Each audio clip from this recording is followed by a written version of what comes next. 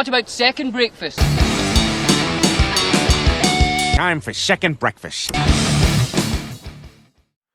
Hello, and welcome to another episode of Second Breakfast. I am your host, Monster, from Breakdowns for Breakfast, and today I'm going to try something a little bit different. If you listened to our episode earlier this week, we did the album Dispose by the band The Plot in You. Now, if you remember, I was not a fan. Danger was not as much of a fan as he thought he was going to be. He was a big fan of some of their other material, and frequently throughout that episode, he kind of kept mentioning, like, you would probably like some of their other stuff more. And I think I might have said on the episode something along the lines of, well, maybe I'll give it a shot. Maybe I'll listen to some other stuff, see kind of, maybe something else speaks to me. Because that album in particular, it's been a while since I've listened to it, but I just remember feeling like a lot of the songs are very slow. There wasn't a whole lot of riffs. It was super produced, like a lot of beeps and boops, and it just wasn't for me. And he kind of kept saying, like, you should try some other stuff. And while we were talking, doing a little research, I saw pictures of them performing with Whitechapel, and was like, man, they're like a deathcore band. Like, what about this? Like, I'm missing something. So during that episode, I mentioned maybe I'll go back and listen to some of the songs, and if I really feel like maybe my opinion changed or I have different thoughts, maybe I'll do a little second breakfast on it. So here's what I did. I went through their discography, not like we do for a Breakdowns album. Like, I didn't listen to every single song, every single album multiple times, took a bunch of notes, but I listened to every album, every track from every album, and even their most recent little volume 1, 2, and 3 EPs that they put out. And I'm going to give some general thoughts, because I can safely say, after listening to this band's catalog, I like this band a lot more than I liked that album Dispose. And I can kind of pinpoint the moment where they kind of changed for me. And I'm like, okay, I understand a little bit more now. So their first album, kind of an EP, was called Wife Beater, and it came out in 2010. And as soon as I put it on for the first time, I was like, now I get why they toured with Whitechapel. This makes sense. That first EP album is brutal. I don't think there's any clean vocals. It's all very heavy riffs. It reminded me of a band that I used to like a little bit called Bury Your Dead. It's kind of that like tough guy hardcore, but it has a lot of bounce and groove. Killer ass riffs. Like, I was all about the riffs on that record. Didn't love the vocals. Like I said, there's no clean vocals, I don't think. But there's some really cool riffs. I remember there was a song called Clots that I really, really liked. But yeah, after listening to Dispose and then going to that, I was like, that's night and day. That sounds like a totally different band. And I didn't go through the trouble of looking up band members. Maybe they have changed some band members over the years. I remember Danger saying that on Dispose, it was the first time that the whole band sort of contributed to the writing. Usually it was just the vocalist, which that seems to be the way it goes now. There's usually like one guy that can kind of do everything, and then everybody else kind of pitches in here or there. But yeah, if you're a fan of bands like Throwdown, Bury Your Dead, 18 Visions, I've always called it tough guy hardcore, but there's some other stuff in there too. It's not just that. But if you're fans of those bands, that first thing from 2010, like I said, I think it's like 9 songs or something. That's another thing. Most of these albums are pretty short. They're going to be in the like 9, 10, 11 range, and in the like 25 to 35 minute range, which is, yeah, totally cool. Definitely. But if you like that kind of like deathcore, metalcore kind of stuff, I think that first Wife Beater was pretty good. It did there's some lyrical stuff here or there that's kind of wild. But it is what it is. And And this, so then their like first, I guess, quote unquote, full length album came out in 2011. It was called Firstborn, and really weird intro with some like a spoken word phone call thing that was strange. But then the riff kicks in. Actually, okay, the beginning of this album is wacky because there's this really kind of creepy voiceover thing, and then there's all these like real sporadic like noises and metalcore sounds, and then it kicks into just kick-ass riff. But on this album, you can hear them starting to implement the clean vocals a little bit more. So we're already starting, I don't want to say softening up, because this is not a soft record by any means. But you can tell that they weren't going to just stay in the lane of deathcore, metalcore kind of stuff. In addition to the clean vocals, you can also hear them starting to incorporate some more like post-hardcore, emo, screamo, even a little bit of like punk into the sound. It's not so chuggy. There are still some killer riffs. And I think I like the riffs better on Wife Beater, but I think the songwriting is getting a little bit better. I do think that the clean vocals, you can tell the vocalist was getting used to trying to sing clean, because it sounds a little weak compared to just how full and strong his scream and his dirty vocal is. I do like this one a lot. There's a fun song on here called Rat Poison that does these like, there's just all these little sections with all these different riffs and sounds and stuff, and it's a lot of fun. I like this album pretty good too. Next record was 2013, Could You Watch Your Children Burn? Which, again, like I said, the lyrics on some of these songs, the song titles, album titles, clearly you're getting the vibe. There's some dark shit going on. And I, like I said, I did not dig super deep into this like I would for one of our albums, because I'm digging super deep into one of those albums for another episode. So this was a real cursory glance, but I will say there's a lot of stuff on these that I will probably go back and listen to again at my leisure, because I did really like it. Now this is, to me, I feel like when they start to kind of become what they were on Dispose. Not a one for one, but this is where we start to get bigger production, there's more melodic moments. And I think that it has some highs, but this is the album where it kind of, I don't know. There's still some really cool stuff. There's a song, there's a good example of the clean vocals getting better is there's a song called Digging Your Grave that has a really nice, big, clean chorus. And you can tell the vocalist is becoming more confident and experimenting with his clean vocal.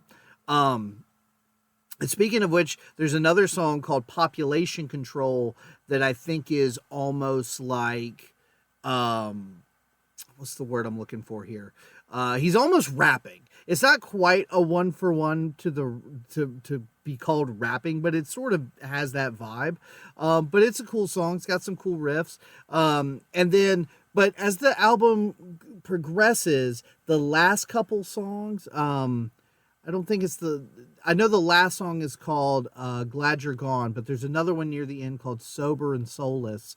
And I think those two really capture where they are going to go. I don't hate it. It's just that I feel like those first couple albums were very riff oriented. They were very guitar driven, and Could You Watch Your Children Burn still is mostly that, but you can feel them starting to pull away from that and trying to make their own thing. There's a lot of stuff I like on it. This is one of those albums I would say that, like, if this was the first thing I heard, I would probably like it. Because I heard Dispose, I was already kind of on this band, but then I went back and heard Wife Beater and Firstborn and was like, oh shit, they used to do that? I like that. So then this one was like kind of in between that. And I think I would have really liked it had I not heard all the other stuff first. So that's a cool album. But then the next one, 2015, Happiness in Self-Destruction. This is kind of where I'm starting to tap out. Not that it does anything wrong. Very similar to Could You Watch Your Children Burn? It's a mix of the melodic stuff with the riffage, but we're getting farther away from the guitar driven and getting a little bit darker. The atmosphere on this album is almost oppressive. There's a lot of songs where I felt like it was just very down tempo, very moody. It definitely has a vibe, but it's not a vibe I particularly like to dwell in. So Danger probably loves it. But no, it's just, this is like, I think Could You Watch Your Children Burn would have been sort of like, okay, this is cool. I'm good with this. But now we're getting into, I'm done. This isn't for me anymore. There's a couple of songs that I like because they do still get a little weird.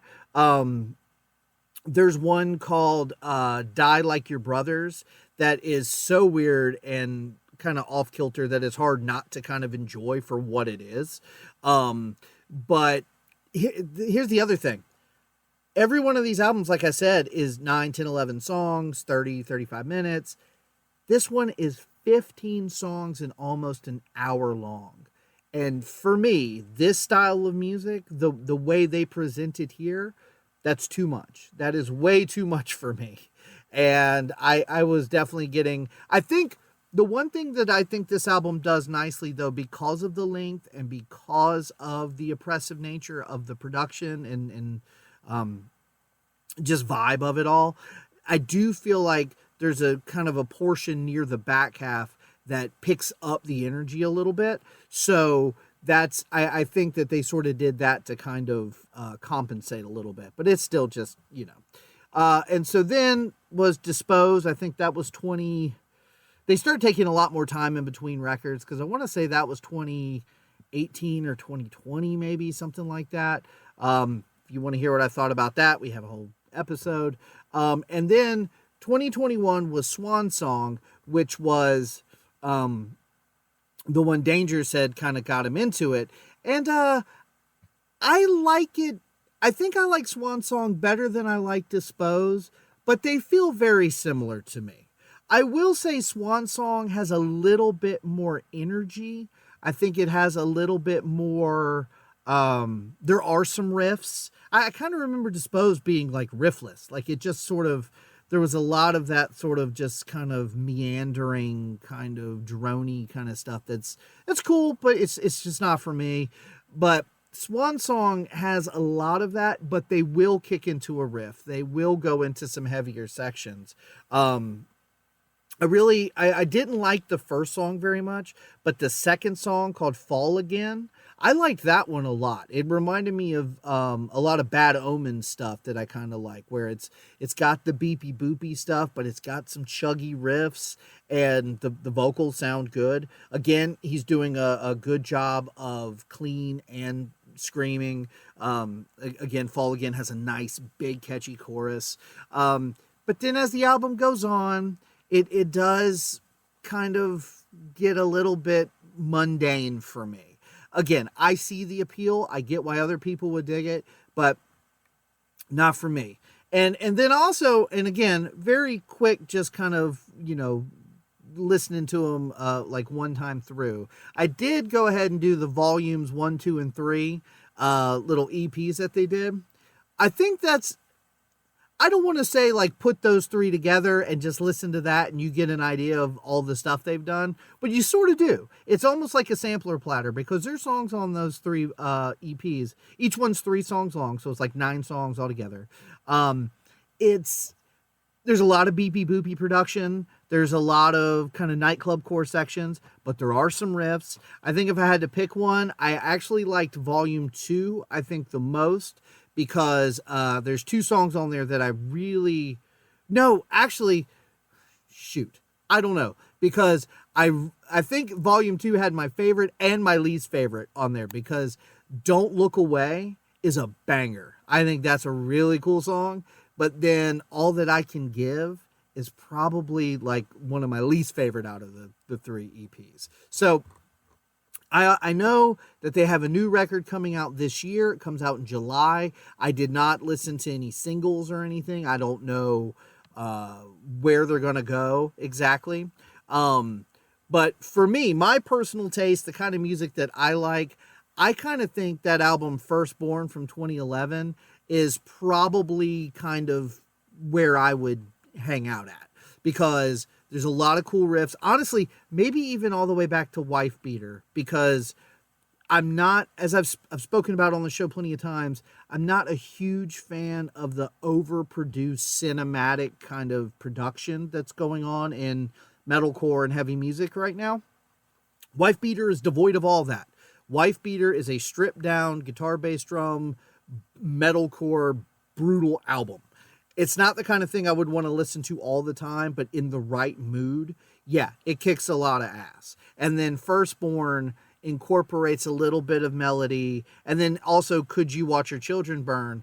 That whole stretch is mostly, live instruments and heavy riffs, but there are some melodic moments. There is some experimentation, but it's whenever we get to about 2015 with Happiness in Self-Destruction that it kind of just, it starts to lose me. So I wanted to do this because, and I'm thinking about maybe, depending on how this goes, maybe I do this again in the future.